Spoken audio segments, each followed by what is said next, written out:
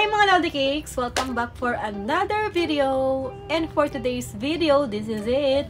Sa mga lagi nagtatanong sa akin dyan, sa mga gamer dyan, kung anong ginagamit kong pang live stream dito sa Facebook. So, alam nyo naman, nagla-live ako every night yan, 9 PM. At minsan, hindi exactly 9 PM. Minsan, pag busy ako, mga 9:30, ganyan. Nagla-live na ako niyan. Kaya, lagi niyo akong abangan mga Lodi Cakes. At ito na nga, sa laging nagtatanong sa akin, kung ano daw ang ginagamit kong pang live. So, ito po yung ginagamit kong pang live. Ayan, itong StreamChamp. Kaso nga lang, for iPhone users lang yan. Pero wait, huwag kang mag-alala kasi dahil mabait ako, dahil ganyan ko kayo kamahal, nag-research ako na pwede kong i-share sa inyo na pwede nyong gamitin pang live stream, mapa Android man or iPhone. At napakadali lang nito gamitin mga Lodi Cakes, kayang-kaya nyo lang. So, ito na, huwag natin patagalin at panoorin nyo ito.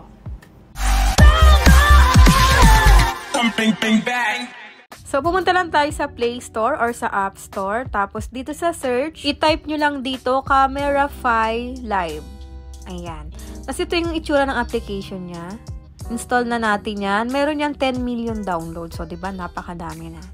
Ayan. Pagka-install nyo, open natin yung application at ito yung makikita nyo. So, dito, pwede naman kayo mag-sign up or hindi. Okay lang naman kahit hindi na kayo gumawa ng account nyo dito sa Camerafy.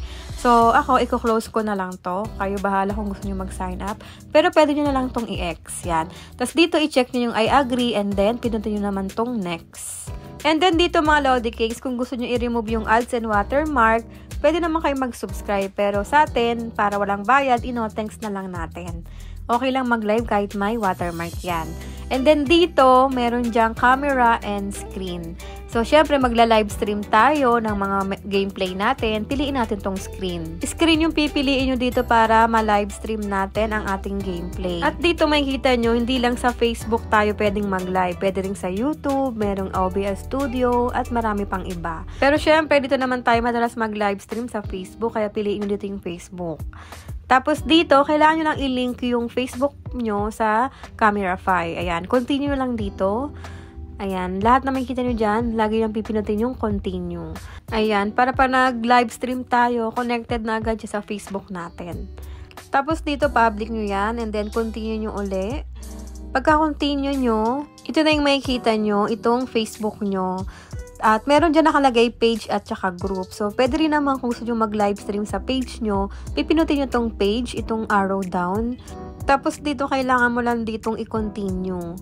Ayan, continue nyo lang. Tapos, lalabas dito yung mga Facebook page ninyo. Dyan, lalabas yan dyan lahat.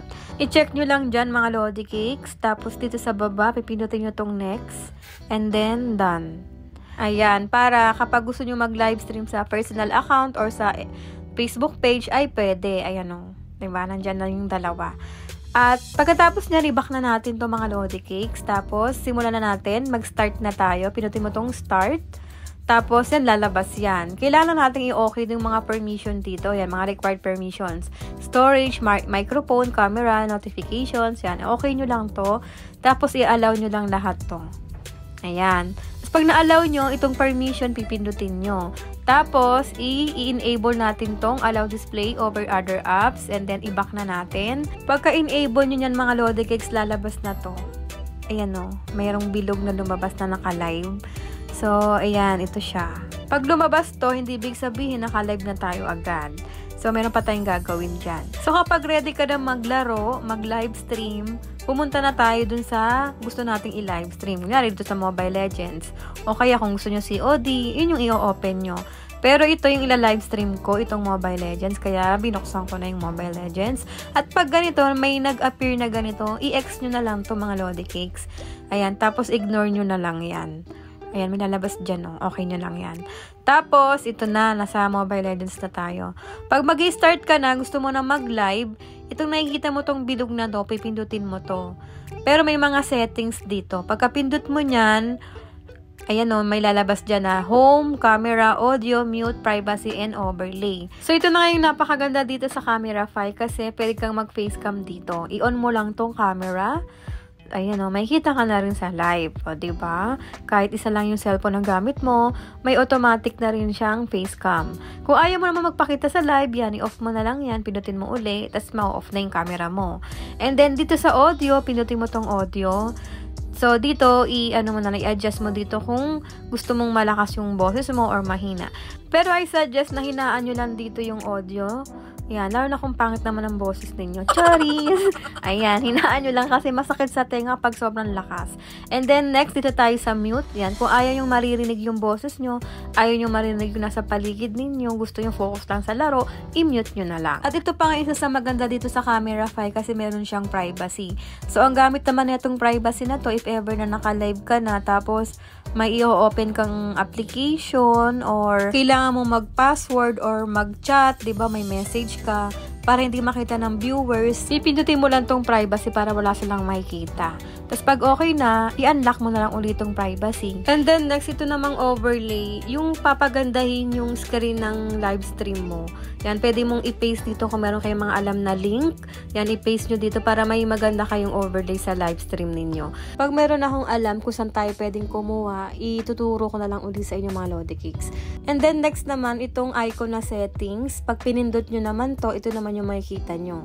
So, dito nakalagay, ayan, server, sa Facebook tayo magla-live. Tapos, kung sa personal account or sa page, nakalagay dyan sa personal account. Tapos, dito sa title, pwede nyo itong baguhin. Kung anong title ng live stream ninyo. So, ito, for example, ang nilagay ko dito ang title ay Arat ML Pabuhat. Hahaha, yan. Tapos, okay nyo na yan. Tapos, ayun yung makikita sa title ng live stream ninyo. Tapos, yung privacy, syempre, i-public natin. And then, category, entertainment lang yan. Tapos, dito sa Camera Fi tab, yan, wag yun na itong i-off kasi may bayad na naman yan. Okay lang yan kahit may watermark. And then, next, itong mga resolution, yan, 720p, okay na yan, yung frame rate, quality. Tapos, ito, i-on nyo to kung gusto nyong ma-save sa internal storage nyo yung live stream ninyo. Pero, kung malit lang naman yung internal storage nyo, kahit i-off nyo na lang to. And then, next, dito sa baba, wala na tayong babaguhin dyan. Wag yun na itong pakialaman, mga Lodi Cakes. So, okay na tayo. I-back na natin to mga Lodi Cakes at mag-start na tayo. So, kapag ready na kayo mag-live, pipinutin nyo lang tong go. Yan, pagka-pindot nyo yan, lalabas yan. Ito yung title ng live stream natin. Naka-public, 720p. At syempre, dapat naka-landscape yan. Pahiga kasi syempre, diba, Mobile Legends yung lalaruin natin. Tapos, pinutin mo na tong create. Tapos dito, pinutin mo lang tong start now. So, dito sa part na to, pagka start now ko, naputol na rin yung screen recording ko. Kasi nag-start na yung live. Pero chinek ko naman yung live mga Lodi Cakes. Maganda naman siya, malinaw. At pati yung boses malinaw din. And if ever naman na mag-end live na kayo, itong bilog na nakalagay na live, pag naka-red dyan, ongoing pa yung live ninyo.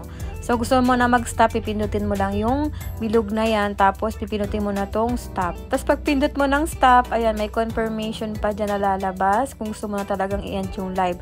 So, i-okay mo na lang to. Tapos, yan, end na yung live mo. Tapos, maghintay ka lang ng mga ilang minuto. Ayan, masishare na yung live stream mo sa Facebook. Mag-a-appear sa Facebook mo.